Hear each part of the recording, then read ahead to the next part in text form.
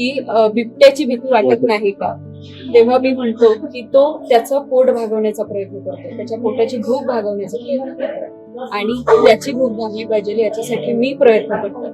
त्याचं घर जाळलेलं आहे आपण टोटल. प्रत्येक वर्षी आपलं त्याचं घर आपणच जाळतो. मग मी हे सांगत असतो की तुम्ही त्याचं घर जाळू नका. त्याच्या घरामध्ये त्याचं अन्न खाण्याचा प्रयत्न शिकार करू नका. आणि त्याचं शिकार करून आपण खाल्लं तर आपल्याला चांगलं वाटतं, पण त्याचं आपलं खाल्ल्यानंतर मग आपल्याला वाईट वाटतं.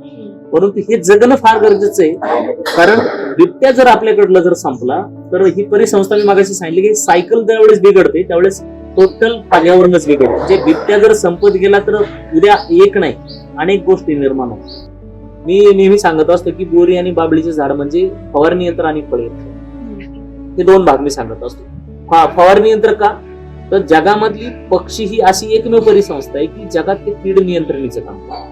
म्हणजे तुमच्या मालाला किडीचा प्रादुर्भाव व्हावा, कीड वेचून हे पक्ष्यांनी खावं. जेवढे चिमण्या वाढतील तेवढे काय होतील, तुमच्या शेतातील कीड नष्ट होईल. आपली अशीच थिअरी की औषध आणलं पेलो तर आम्ही मरू, परंतु आम्ही भाजी टाकून खातोय मग मरणार नाही. तसंच आहे. आम्ही मागाशी मी तेच सांगितलं तुम्हाला की आम्ही डोंगर जर जाळले नाही ते आम्हाला त्रास द्यायला काही ते. आम्ही ही जर झाडं तोडली नाही कोणती बोरी आणि बाबळीची तर आम्हाला कमी पेस्टिसाइड वापरायला लागेल. परिणामी आम्हाला त्याचा फायदा होईल किंवा आमचं आरोग्य चांगलं होईल. पण हे आम्ही मानायला तयार नाही, कारण आम्ही पुरुष, आम्ही मानव आहोत. आम्हाला फार मोठा डोकं आहे आमचं.